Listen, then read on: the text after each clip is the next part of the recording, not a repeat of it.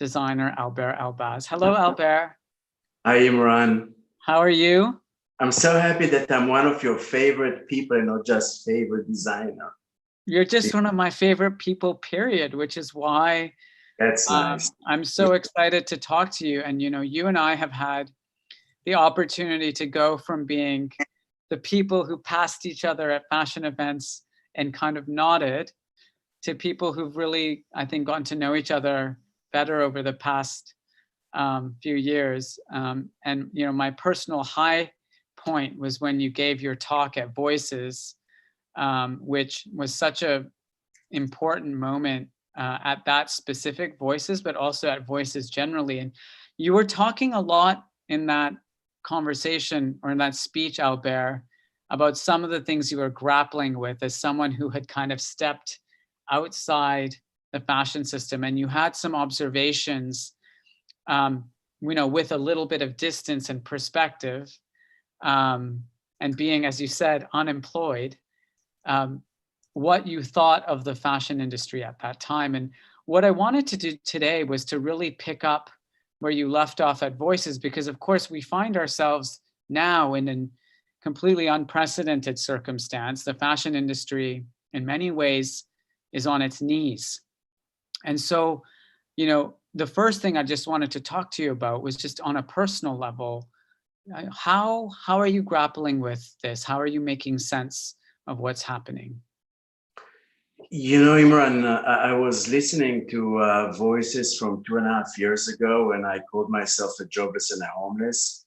And I think I ended the conference with Aretha Franklin with respect and trust. Yeah. And I think that I said, I think at the conference, that love is almost a word that is overused. And I go back now to respect and trust, that those two will bring love again. And I think this is the moment we're living. So, for the whole world, like myself, it's 54 days in quarantine at home. I'm like microphobic and I'm hypochondriac, so it doesn't make it easier for someone like me. But all of us, everybody I speak with, I think that the new word that is kind of appearing everywhere is the word fear, which was a word that we didn't really use much because we're not afraid. We're kind of protected.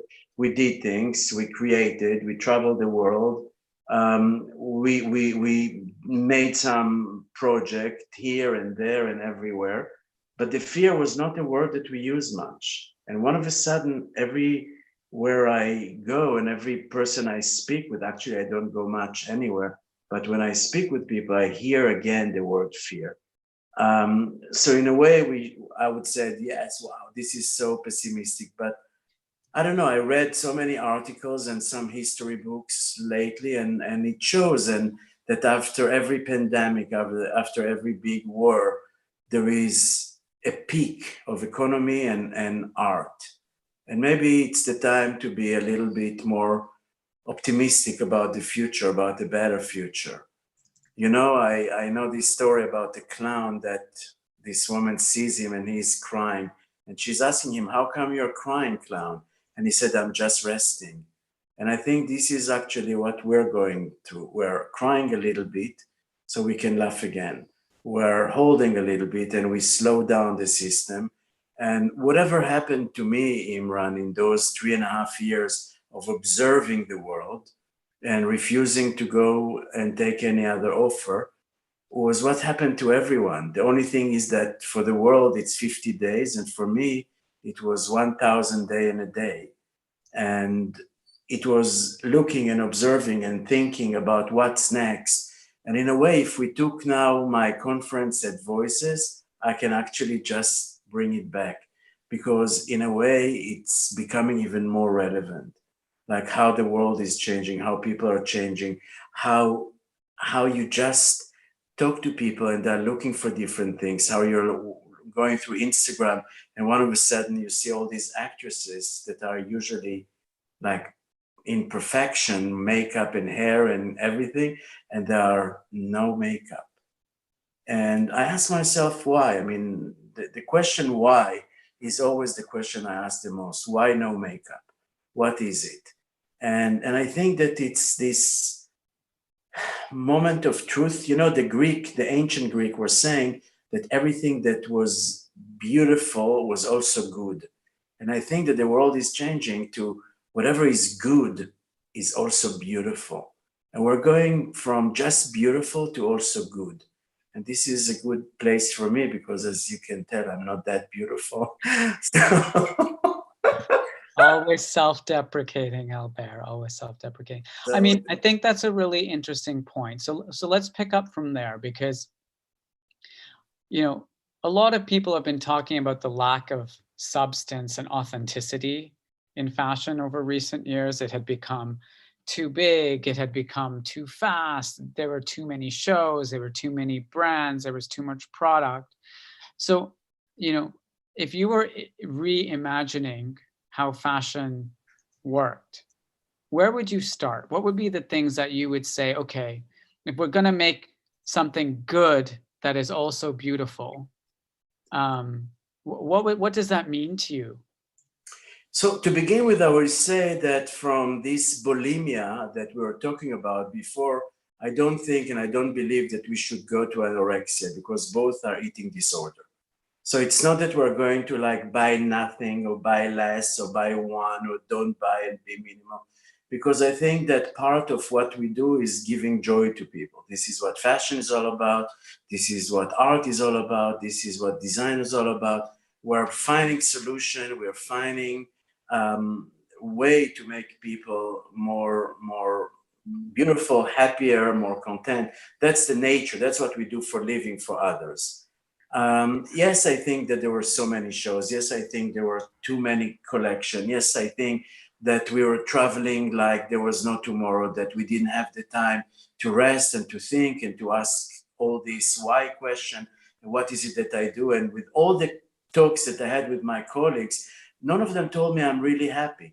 So they were not happy. The CEO were not happy. There was this kind of, we do it because we have to be more powerful. We have to make it $1 billion business. We have to make it 3 billion. But what is it that we do? And I think that today what I'm feeling, and it's not a coincidence that we're doing a podcast because I hear so many more podcasts. It's almost like a la mode. I think that there is a change that we're going through from being spectator to become audience as well. When we are a spectator, we're very busy looking at the packaging. We're very busy taking, a selfie and photographs, everything. I see so many of those shows where people are not looking with their eyes anymore. It's only through the video that they're taking. So I think that being a spectator is one thing. You see the outside, you're very taken by the look, by the image. Here, when you are an audience, you listen. And when you listen, there is also a place for dream. There is a place for thinking. And we're living in a world that is also a smart world. We see how technology is moving forward, everything and in every domain. And yes, we have to think. Yes, we have to dream. Yes, we have to use the intuition again. I think that many times, I speak with people and everybody has a question and they think that we all have an answer. It's almost sometimes, Imran, like those American tests that you have a question and 4 answer and you have to pick the one answer. Multiple choice, yeah, multiple choice. Exactly. Yeah. And somehow I think that it's time that none of those answers is right. We have to look for an individual answer. So it's almost the 5th answer. And it's maybe not only the 5th answer, but it's also to use the 6th sense, to use back intuition, to use back your gut feeling. What is it that you feel? Is it all about data? Is it all about algorithm? Is there is a place for intuition? Is there any place for creativity that doesn't come from number? And I believe that there is nobody to blame. I cannot blame the designer. I cannot blame the system itself. It's something that happened and built itself. It's like Babylon. It's like one more tower after another. And then we find out that we don't speak the same language, that we run and run. We want to reach God. We want to reach the sky, and higher the better, and faster the even better. And here I think that we're actually looking to build like almost a villa in a jungle. And this is a good thing. This is a great thing. Hmm. You know, when you were talking just now about algorithms and data, it made me think about some research that I've been looking at that said actually, you know, those moments, Albert, when you know someone's having a conversation and they're talking about, say, they're talking about diapers, and the next thing you know, you're on Instagram or you're on Google and you've shown an ad for diapers, and you think, wow, the Google the Google uh, software is listening to me, you know, or like Facebook is listening to me. They're like eavesdropping on my conversation. And actually, as the experts explain it to me, what that means is not that they're listening in on you, it's that the algorithms have got to know you so well, they can predict the things that you're interested in and the things that you're talking about just because of all of the information that you have. But it strikes me, as you say, that you know, when you have algorithms predicting what you're interested in, you're losing that sense of spontaneity and creativity that comes from instinct, that to discover things that you never knew you wanted, you know, that that the algorithm couldn't predict that you wanted. And it feels like a little bit of what we've lost in this situation that we're in. And a lot of people are using the word instinct in conversations in recent days, is that, you know, we really need to get back to that sense of like creativity as the source, not as the end product, but really as the beginning of where it all starts. I think, Imran, that for a long time, designers were a little bit pushed away from the driving seat. I mean, it was more about different categories that were more important. I mean, we should maybe call it by its name, like marketing. What does the marketing need? What do people want? What did they want? And I always said that whatever they want doesn't mean necessarily that this is what they would love to have. Yeah. So I believe driving back in the driver's seat, I think time will be like a very important issue. You know, before choosing my team at AZ Factory, I mean, I saw 160 people, out of them about 80 just as fashion designer. I think that I interviewed everybody from every company in the universe. This is And for the current project that you're working on. Yeah. and I heard the same exact story. And I think that the lack of time is what makes us run sometime to wrong direction, because we don't have the time to digest, we don't have the time to think, we don't have the time to kind of put together a story that is not based on vintage, and it's not based on some secondhand store, but it's based on a thought, is based on a body, is based on a need, it's based on something that you see around and you think, okay, I'm going to work on it, but we don't have the time. It's not that we're less good. You know, the other day I was a judge, which I don't always like to be. I always say when there is a judge, there is a criminal. So I was a judge at FTA 2020. And it's interesting how out of 25 designers, 24, they're all talking about sustainability and eco and diversity. And one of a sudden, I felt a little bit like Mother Teresa myself from the other side. And I thought, wow, so now the whole subject of sustainability and eco and diversity is already here. It's already a fact, and we do it because we care. Sometimes I believe, Imran, we have to define better what does it mean sustainability. You see, for me, is Yeah. it just like a yarn coming from a recycled plastic bottle from whatever, or sustainability also mean transparent, and it is to do good, to be good, not to copy from each other, but to try to be original, to work in a certain way. I mean, that is something that interests me today. The other thing, after I finished the 4 or 5 hours judgment, I was thinking, where are all these young designers goes? You know, there are two questions that are coming to my mind a lot these days. And I read some of the analysts, you know, from Bain, and Mackenzie, but I think what else? What they didn't talk about? There are two issues. One is stores and one is designers, young designers. To start with young designers, you know, my generation designers, and I feel so old saying my generation. I actually think that with designers, there is not men designer, women designer, or young or old. They are good designer and not too good designer. That's a definition. But when I see people that graduated and they are not sure where do they want to go, and they're not sure that they want to be an intern like we were. I was an intern for like 9 years before I came and did my thing, because here there is this feeling that you finish school and you have to have your own line. You have to have your own collection. And then when you speak with people that are having their own collection, they are going through really a difficult moment. A lot of them, I'm not talking about all of them, but they're going through a difficult moment of putting a collection together, have the money, have the sources and the resources behind.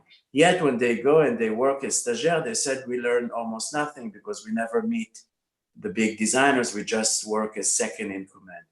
And you know what? I had this maybe stupid idea, maybe less stupid, but I've been to many, many factories, especially the last 4 years.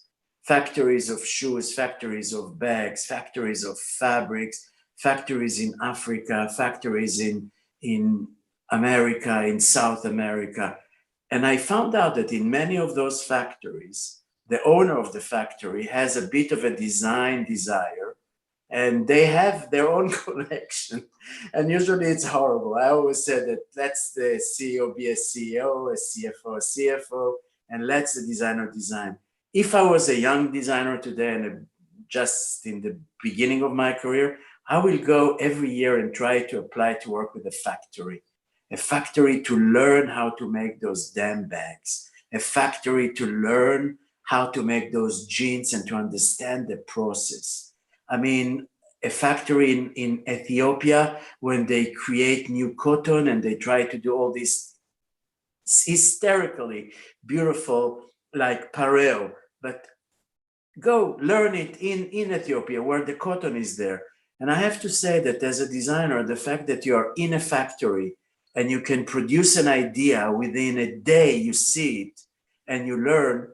Here I go and I call designer also expertise. And I think that another word beside fear that is coming to me again and again is the word experts. I'm a TV junkie, you know.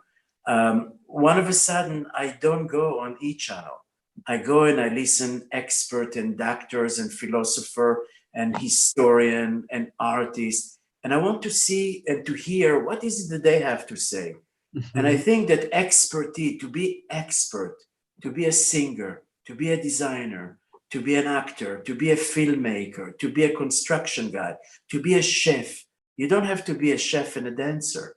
You can be a dancer. You can be a DJ. And here is one suggestion for many of them, for designer I'm speaking with. And I think that the whole industry is always used to actually give them the fish. And I think that it's maybe time to teach them how to fish so they can have a fish for the rest of the week and not only for one night. So this is for me with young designers. The second thing that comes to me, I just read again about Neiman Marcus. Yeah. And before about Barney's.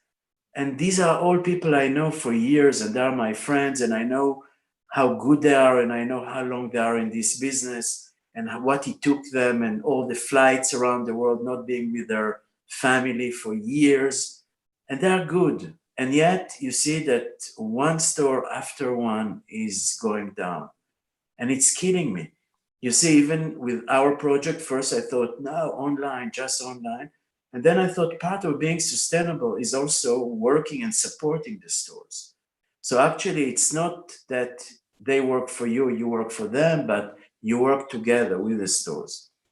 And then I had another idea, Imran. You see, my job is to give ideas. You're full of ideas, always full of ideas. So I was thinking, you know, people goes and I hear so many of my friends that tells me once my husband is falling asleep, he starts snoring, I take my phone and I go online. And they don't go to stores. So I was thinking, what will make people go back to stores? And I thought, let's take the whole online and do it on the floor. Imagine if you go to one of the big department store and you have a floor that it's not divided by designers, but it's divided by category. And you take shirts from all the designers in the world, or all the ones that they're buying. And you take all the coats from So the it's different. organized like an online store. So everything is, so you go Exactly. to a store and you know you're looking for a shirt. So you go to the shirts section and you have all the shirts.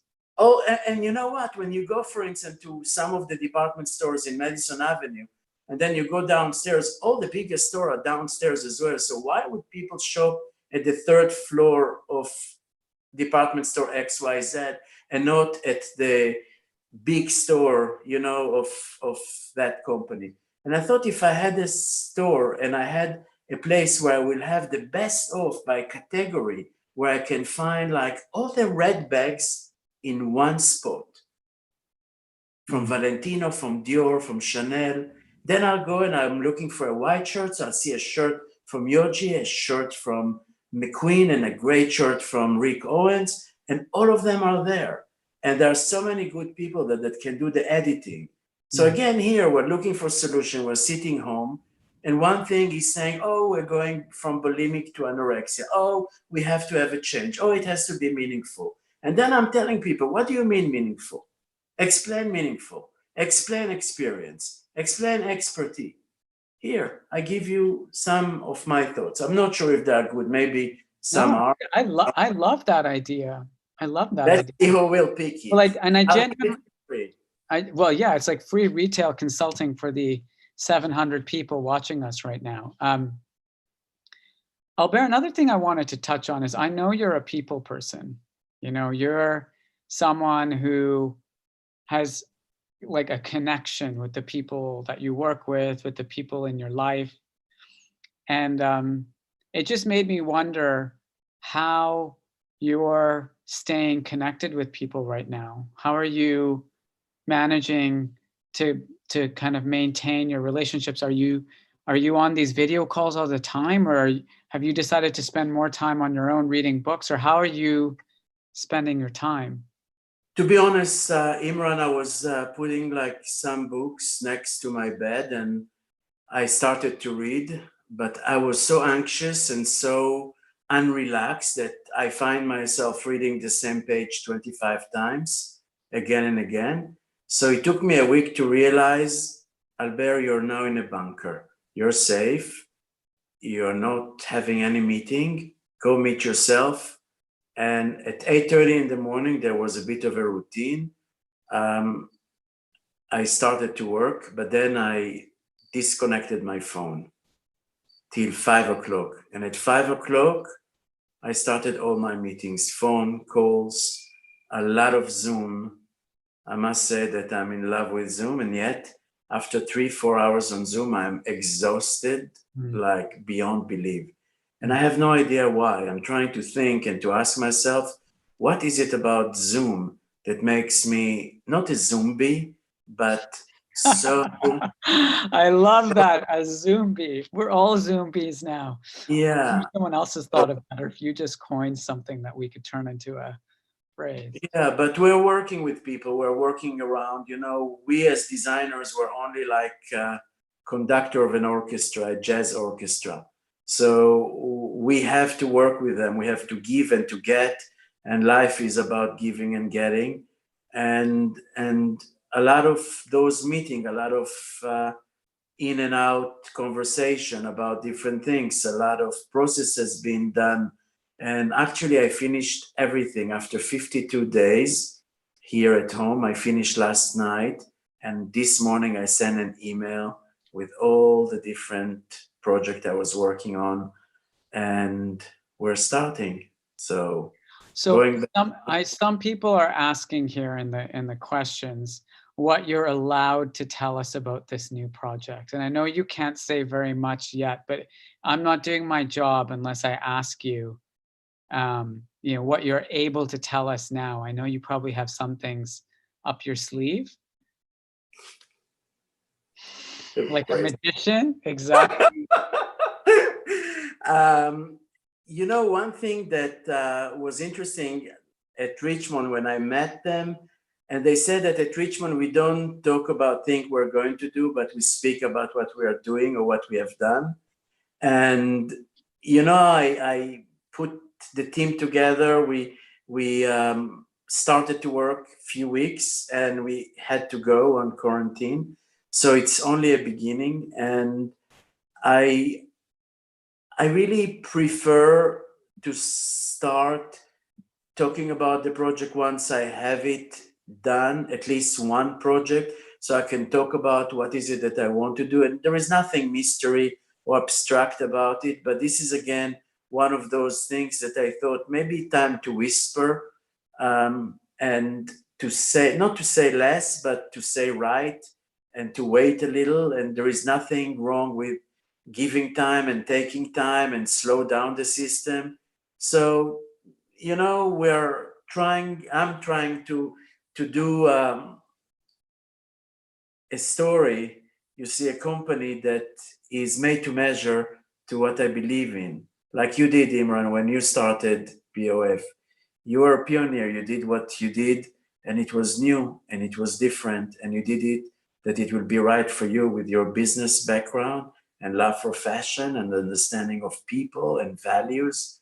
So this is maybe one of the reasons that I didn't feel comfortable to go back and replace someone in his own work and then just be the replacement.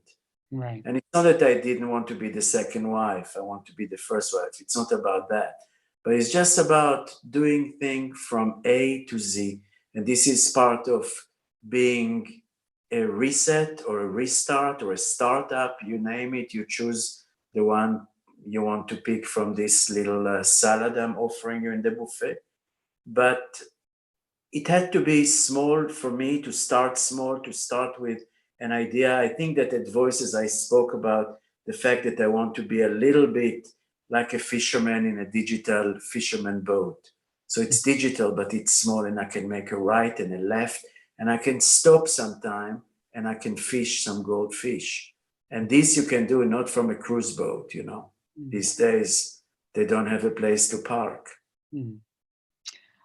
I think it's really interesting that you find yourself in a situation where you're launching a company in the midst of a pandemic. But, I was looking at some research that was put together by this organization called Lion Tree, and they were talking to me. They had some slides with the history of other crises and the companies that were started during those crises. And these were like game-changing companies, because it's at moments like these, and maybe you are a little bit ahead of the curve, that when you're in a crisis, it creates an opportunity to create something genuinely different, because we're forced to see the world differently. We're forced to kind of act on the things that we may have been thinking about for a long time, but haven't had either the courage or the necessity to change.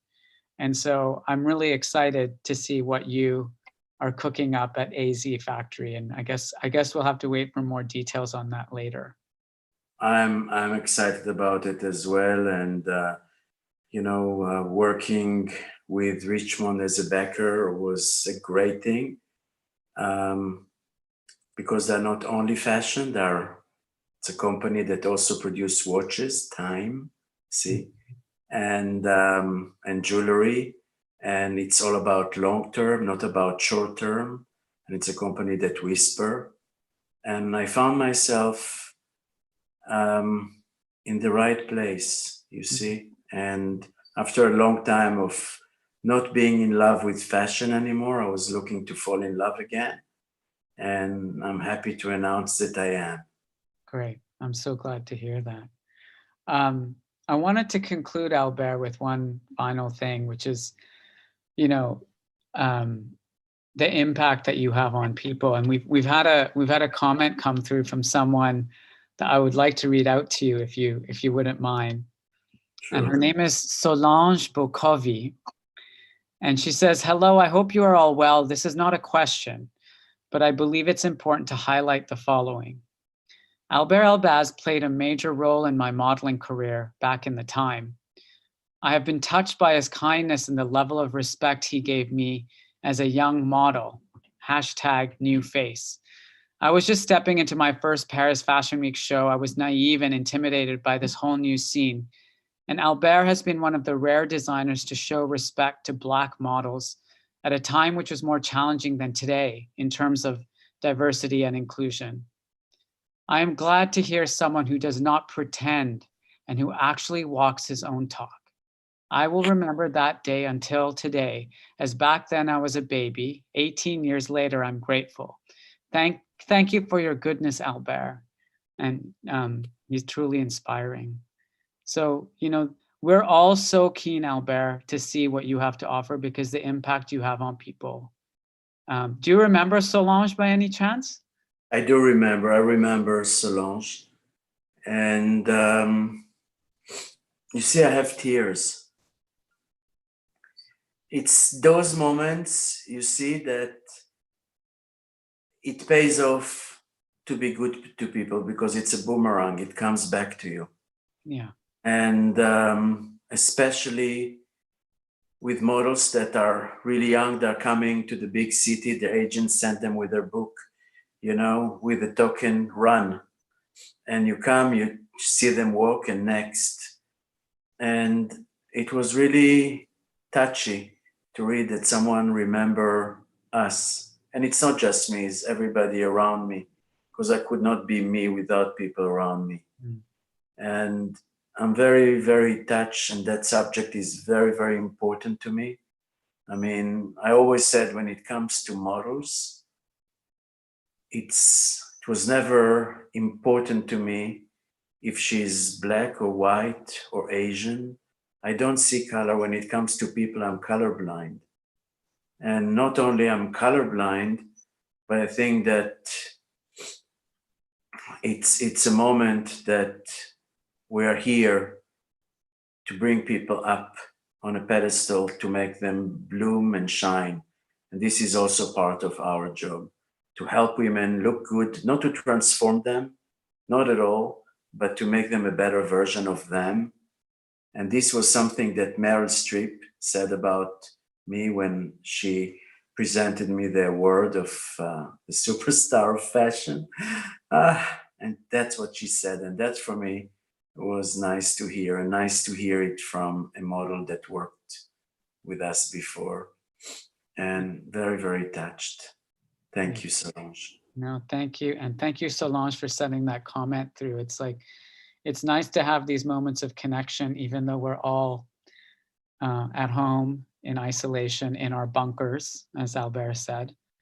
And I want to thank you, Alber, for taking time to chat with me today. Imran. I miss our chats, and I hope I miss you. I know. I really hope we can have a chance to connect in person soon. But until then, I'll look forward to hearing whispers about your new project. We're all keenly awaiting for it to appear. I wish you health and safety and happiness and creativity.